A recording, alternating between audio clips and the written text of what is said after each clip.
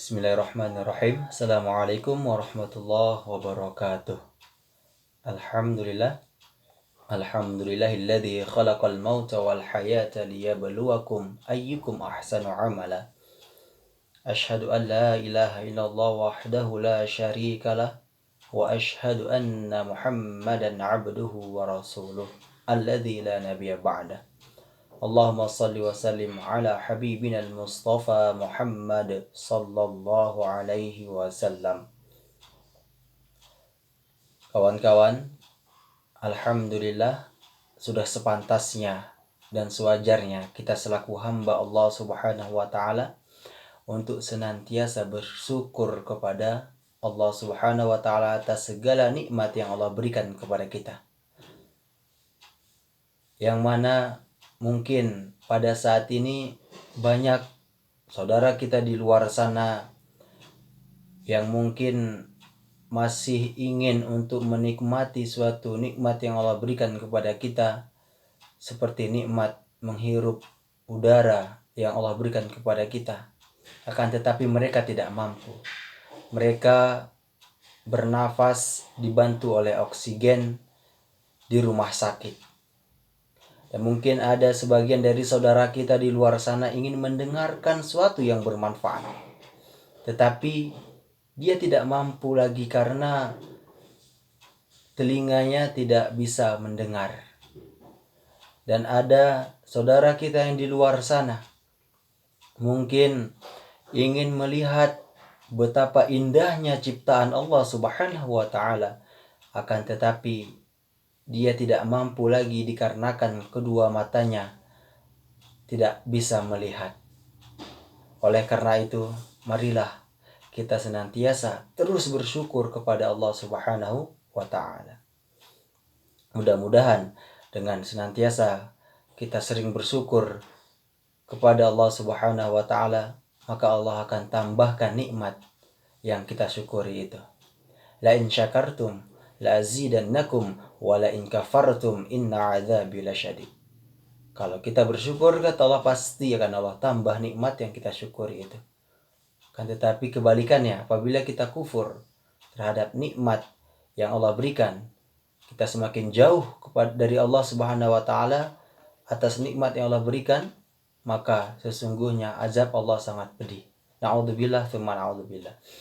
Salawat dan salam marilah senantiasa kita perbanyak pula kepada Nabi Muhammad sallallahu alaihi wasallam.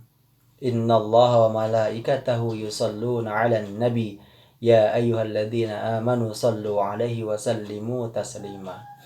Tuh luar biasanya Allah dan para malaikat saja berselawat kepada Nabi Muhammad sallallahu alaihi wasallam.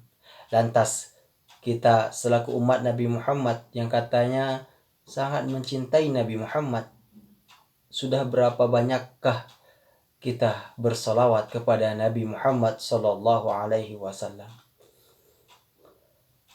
Kawan-kawan, alhamdulillah tak terasa hari ini kita telah memasuki 9 Zulhijjah, yang mana hari ini itu ialah hari Arafah, yang mana pula kita dianjurkan oleh Rasulullah sallallahu alaihi wasallam untuk menunaikan saum Arafah.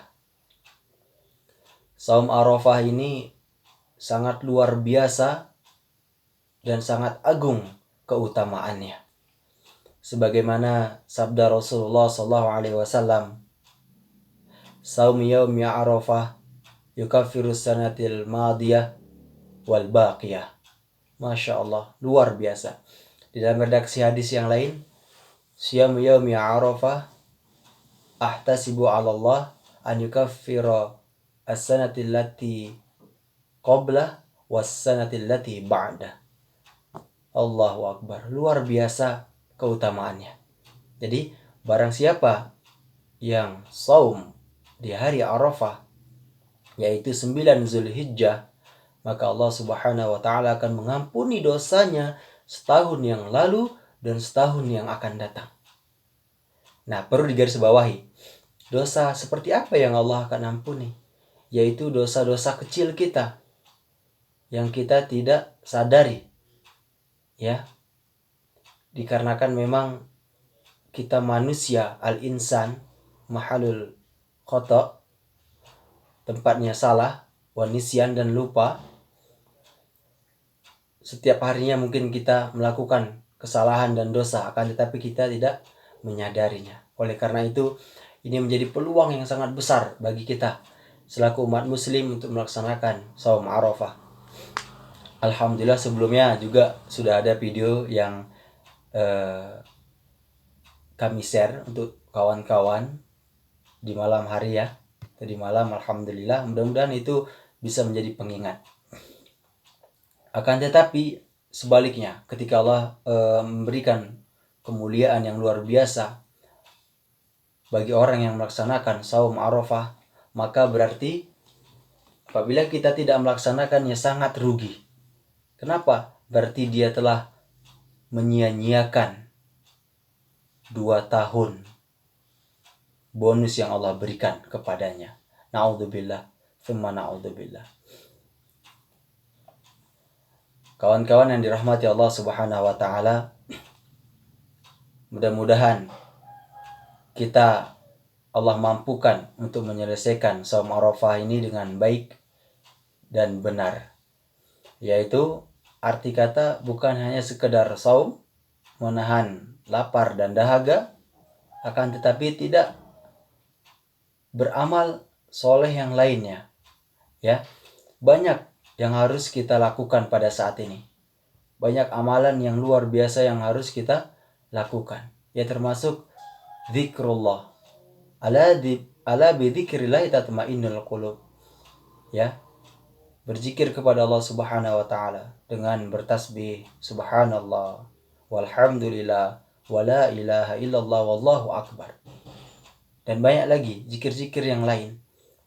Seperti 2 kalimat yang ringan dan mudah diucapkan, akan tetapi berat timbangannya di yaumil hisab kelak. Apa itu?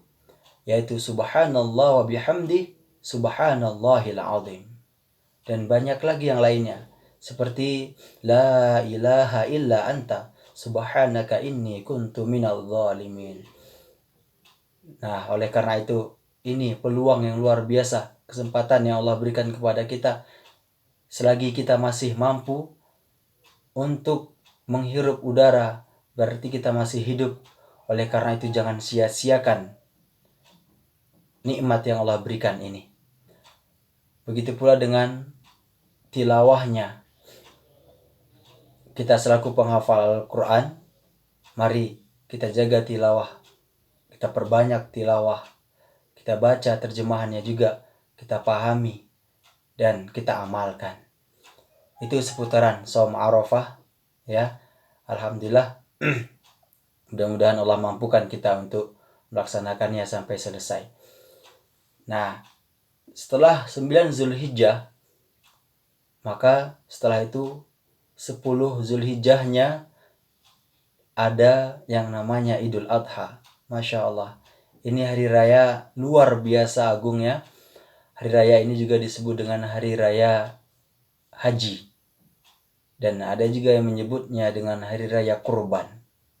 Karena memang di hari raya haji ini dan hari raya Idul Adha ini, kita sangat dianjurkan untuk berkurban pula. Arti kata berkurban ialah karuba yakrubu. Artinya kurban mendekatkan diri kepada Allah Subhanahu wa ta'ala. Yaitu melalui berkurban, menyembelih unta, sapi, atau kambing. Nah, jadi ada 3 hewan yang bisa dikurbankan. Dan syaratnya juga hewan ini adalah hewan ternak. Akan tetapi niat yang utama ialah untuk berkurban hanya karena Allah Subhanahu wa ta'ala, yaitu mendekatkan diri kepada Allah Subhanahu wa ta'ala. Dan itu sebagai bukti kita ini selaku umat muslim benar-benar menjalankan syariat dan anjuran-anjuran dari Rasulullah sallallahu alaihi wasallam. Nah, ketika Idul Adha nanti, Mudah-mudahan Allah Subhanahu wa taala memberikan kita kesempatan. Maka kita dianjurkan pula sebelum sholat Idul Adha agar tidak makan terlebih dahulu. Nah itu dia. Terus kita berangkat ke masjid atau berangkat ke lapangan menunaikan sholat Idul Adha berjamaah. Kita berjalan, dan ketika kembali juga ke rumah maka kita pilih jalan yang lain. Itu juga dianjurkan. Dan ketika di Idul Adha juga kita dianjurkan untuk menyaksikan sembelihan hewan kurban. Mungkin pada saat ini di tempat kita masih ada yang dilarang untuk berkumpul-kumpul, akan tetapi tidak apa-apa. Kalau seandainya di daerah kita ada tempat yang memang kita diperbolehkan untuk datang melihat dan menyaksikan hewan kurban itu disembelih, maka kita kalau bisa datang. Dan kita sama-sama meramaikan bahwasanya ini adalah hari kemuliaan umat Islam bersama. Masya Allah, luar biasa. Dan di situ juga kita diajarkan untuk senantiasa menjaga silaturahim agar saling melihat di antara kita. Kawan yang dirahmati Allah Subhanahu wa taala, begitu pula dengan seterusnya. Setelah 9 Zulhijjah dan 10 Zulhijjah, maka 11, 12, dan 13 Zulhijjah itu adalah hari tasyrik. Hari tasyrik ini semuanya itu hari bisa menyembelih. Ya, jadi tidak hanya di hari Idul Adha saja. Akan tetapi di hari tasyrik juga semuanya hari menyembelih. Memang lebih afdal dan lebih utama di hari Idul Adha itu untuk berkurban. Nah, setelah hari tasyrik itu, apabila kita ingin berkurban atau menyembelih, maka sembelihan itu sembelihan biasa saja, bukan dihitung sembelihan hewan kurban. Kawan-kawan yang dirahmati Allah Subhanahu wa taala, betapa indahnya syariat yang telah ditetapkan oleh Allah Subhanahu wa taala dan Rasulnya. Tidak lain dan tidak bukan, tujuan yang utama ialah agar kita senantiasa dekat kepada Allah Subhanahu wa taala, agar kita senantiasa memperbaharui iman dan takwa kita kepada Allah Subhanahu wa taala. Allah sampaikan, inna akramakum indallahi atqakum. Sesungguhnya orang yang paling mulia di sisi Allah itu adalah orang yang paling bertakwa di antara kalian. Bukan orang yang paling megah rumahnya, bukan orang yang paling mewah kendaraannya, bukan orang yang paling tampan, bukan orang yang paling cantik, bukan orang yang paling tinggi jabatannya, bukan, akan tapi orang yang paling bertakwa di antara kalian. Masya Allah, luar biasa. Oleh karena itu, mari kita kuatkan iman dan takwa kita kepada Allah Subhanahu wa taala, yaitu melaksanakan seluruh perintah-perintah Allah, kewajiban-kewajiban kita selaku umat muslim, dan menjauhi dan meninggalkan larangan-larangan yang telah Allah tetapkan, yaitu batasan-batasan yang telah Allah tetapkan. Ibaratnya seperti sebuah gelas, kawan. Mungkin apabila diisi dengan air putih biasa, kelihatannya biasa-biasa saja, dan harganya juga tidak akan mahal. Dan apabila diisi dengan air teh manis, mungkin harganya agak mahal. Ya, bisa jadi mungkin 3.000 sampai 5.000. Kan tapi apabila diisi dengan kopi lagi, yaitu kopi Gayo atau kopi Aceh, Masya Allah, mungkin harganya lebih mahal lagi. Pula dengan seterusnya, apabila diisi dengan susu murni, dari Pangalengan mungkin bisa jadi, wah ini bukan sponsor sebenarnya. mungkin lebih mahal lagi. Begitu pula dengan apabila diisi dengan madu atau bisa dengan madu Yaman yang mahal, maka nilainya akan lebih. Begitu pula kita dilahirkan oleh seorang ibu, semuanya sama.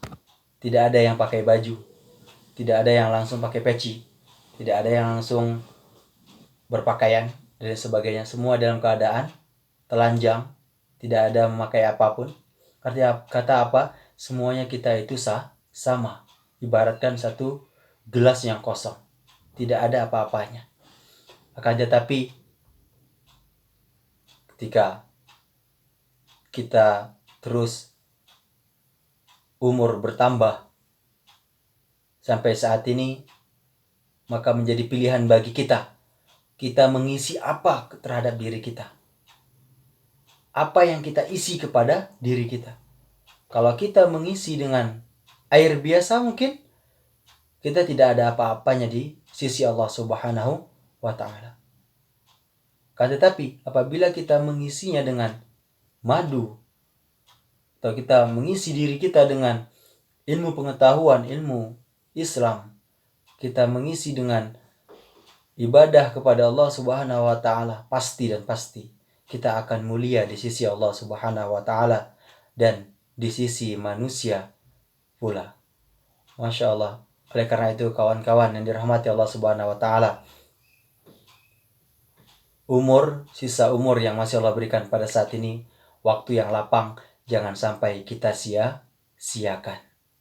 Seringkali mungkin kami mengingatkan, jangan sampai kita menjadi orang yang paling bodoh di dunia ini. Kok bisa menjadi orang yang paling bodoh? Yaitu orang yang diberi modal, akan tetapi modalnya disia-siakan begitu saja. Allah Subhanahu wa ta'ala berikan kita modal usia, modal waktu, modal kesempatan, akan tetapi kesempatan dan waktu itu tidak kita manfaatkan dengan sebaik-baik mungkin, dan malahan kita sia-siakan saja. Na'udzubillah, tsumma na'udzubillah. Kawan-kawan yang mati Allah Subhanahu wa ta'ala, mudah-mudahan pengingat ini dapat bermanfaat untuk kita. Bukan arti untuk mau menyeramahi kawan-kawan sekalian, apalagi mengajari kawan-kawan sekalian. Dan bisa jadi sebenarnya kawan-kawan semuanya lebih mulia di sisi Allah Subhanahu wa ta'ala ketimbang kami yang hanya sekedar mengingatkan. Mungkin ini yang dapat kami sampaikan. Sebelumnya kita minta kepada Allah Subhanahu wa ta'ala agar Allah Subhanahu wa ta'ala memampukan kita untuk senantiasa istiqomah melaksanakan amal-amal soleh, dan Allah Subhanahu wa ta'ala memampukan pula kepada kita untuk menyampaikan dan mengajarkan kepada saudara-saudara kita yang lainnya yang mungkin lupa atau mungkin ada yang belum mengetahui syariat, belum mengetahui ajaran-ajaran Islam. Oke, hadirin dan kawan-kawan yang dirahmati Allah Subhanahu wa ta'ala, kita cukupi sampai di sini dulu. Mudah-mudahan ada manfaatnya. Kita tutup dengan alhamdulillahi rabbil alamin, dan doa kifatul majlis, subhanaka Allahumma wa bihamdika asyhadu an la ilaha illa anta astaghfiruka wa atubu ilaik. Yang paling inti, harus ada perubahan pada diri kita pribadi setelah menonton video ini, yaitu perubahan lebih baik ke depannya. Maka jadilah kita orang yang baper bawa perubahan. Wassalamualaikum warahmatullahi wabarakatuh.